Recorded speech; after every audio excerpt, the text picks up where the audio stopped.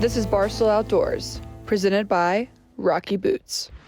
Hey guys, I'm Destin Bennett. We're out here in Texas. Tim and Sydnie just dropped us off. They're going somewhere else. Ramsey's hunting out of a tree stand by himself. We're hoping we can lay down some pigs and some does, maybe even a big buck this morning here in Texas.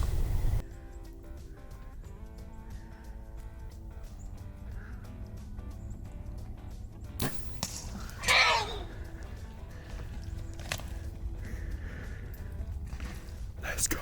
It's time. Welcome to Texas, baby.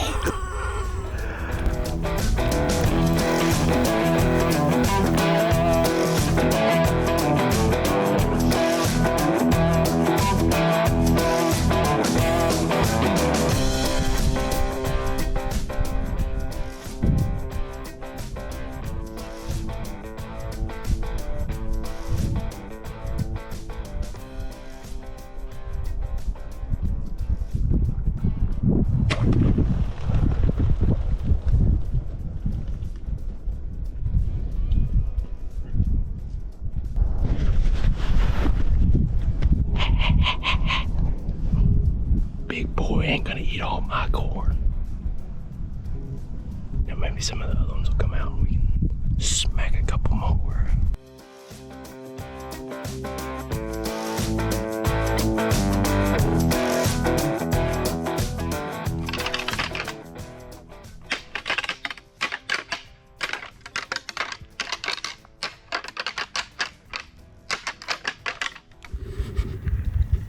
Probably a shooter.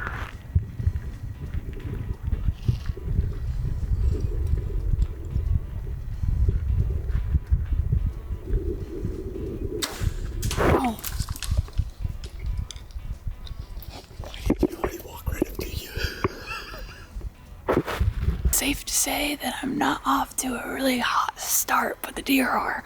I totally misjudged this big old buck, which is a nice buck for the hill countries down here, but they're about 90 pounds, which is a lot smaller than Illinois. And I thought it was 30 yards. It was probably like 15, 20 in my lap. Shot over him.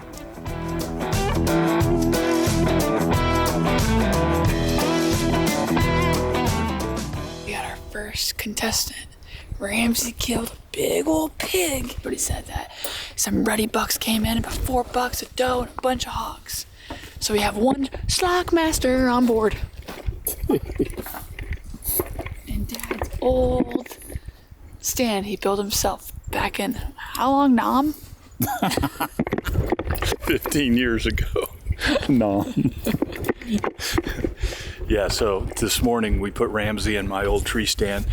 My beloved friend that died here a few months ago, Orrin Hill, loved him like my father. You know, he was a great man. He died at 95 though. He lived a full life. But anyway, I leased the ranch after he passed on, and now I'm here, and here's one of the tree stands that him and I built 15, 20 years ago, and it was getting a little rickety, so I was worried about putting Sydnie in there, so I put Ramsey in it. It'll hold 215 pounds just fine. Big Mama, he comes in. Look how old he is. His teeth are broke off. Wow. Holy cow. That's a giant. Oh my gosh. What a monster. What a shot. Old. He's ancient. I bet he's 10 years old. Look at his bottom teeth are broke off. Was the other one on the opposite side broke off? Yeah, it's broke too. Look at that. You got an ancient booger. Good shot. What happened? Got up in the tree stand this morning. It's dark. Could see some stuff come in. One pig came in. He kept running off. All of a sudden, it started getting a little more light, and I heard him wake up in the bushes. So finally, I wait like 10 minutes. There's bucks coming out too. As soon as it was light enough, she was like, "Yeah, it's good now." Drilled him. It's like 17 yards. This is awesome, huh? Yeah, that is an awesome pig. Alrighty. Well, boys, I took the camera for a reason. Cameraman's got to film. They got to drag him out.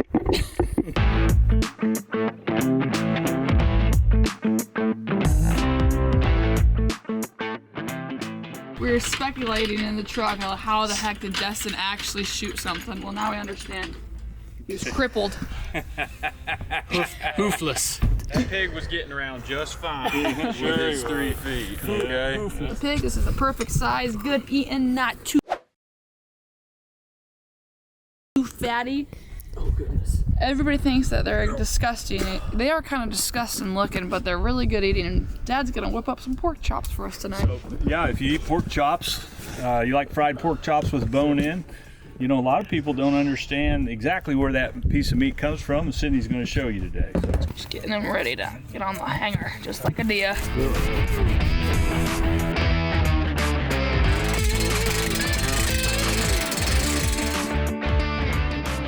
When you're cleaning a hog, if you're wanting to keep, well, if you want to keep the edge on your knife no matter what you're doing, whether it's a hog or a deer, never cut against the hair.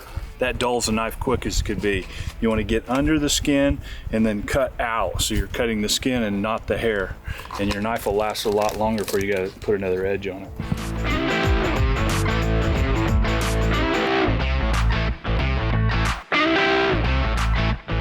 Okay, there's your wild hog pork chop right there. Doesn't look like the ones you get in the store, but let me tell you something. When you cook it with the bone in, man, oh man, you are gonna thank me for telling you how to do that.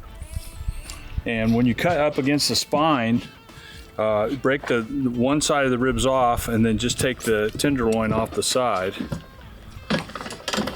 backstrap actually, and leave it against the rib, and you got all that fat on the rib and stuff and the good white meat. Oh my, that's gonna be so good.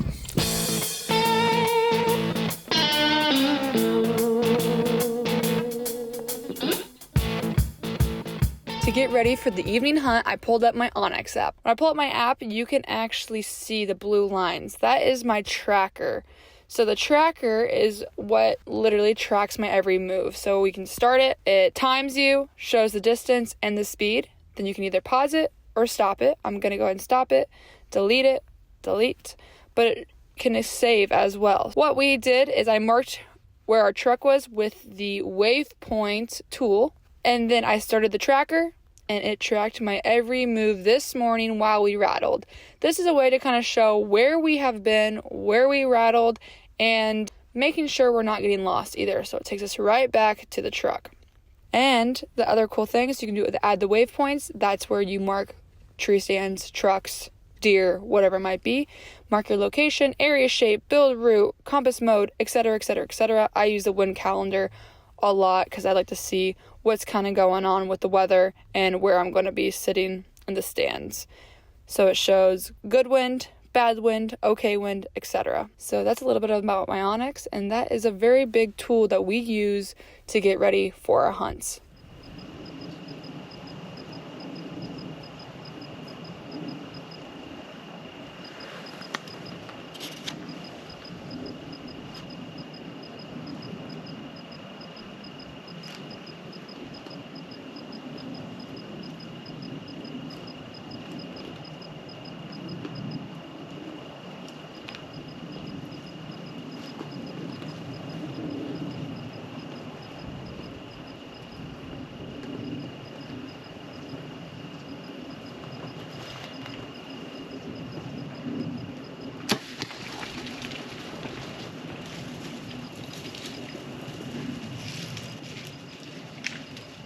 Right when the feeder went off, it was like instantly I seen a big head stick out. I was like, oh, pigs, they're on us.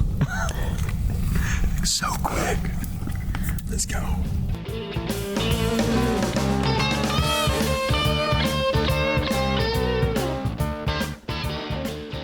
So this afternoon where we're sitting is, like I said, a platform stand over some food. We got some corn out in front of us, and we are hoping for anything to step out. Predators, hogs, a doe, a buck. I'm gonna let the arrow eat. The thing about these low fence hill country deer where we're at, they're not that big, but they are trophies because they're smart and they're quick. And on this specific property, you don't know what you're gonna get. A lot of 8-pointers have been walking around here though, so if I get a 10-pointer, that's gonna be awesome. But if I get an 8-pointer, I'll be happy with it. This will be fun. No wind.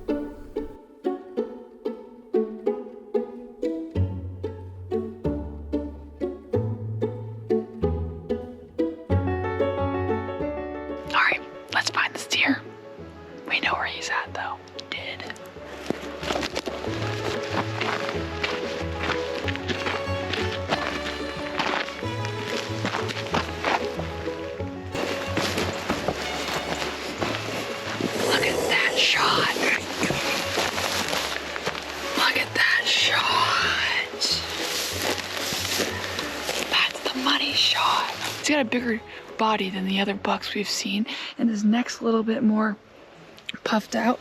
Say he's about a 5-year-old. I could be wrong, we're gonna ask my dad, but I'm learning to age these deer down here in Texas. But it's a mature buck. He might be 4.5. I don't know.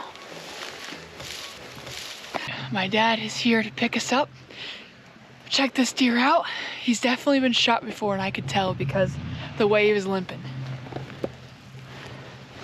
Look at that. Somebody must have shot him.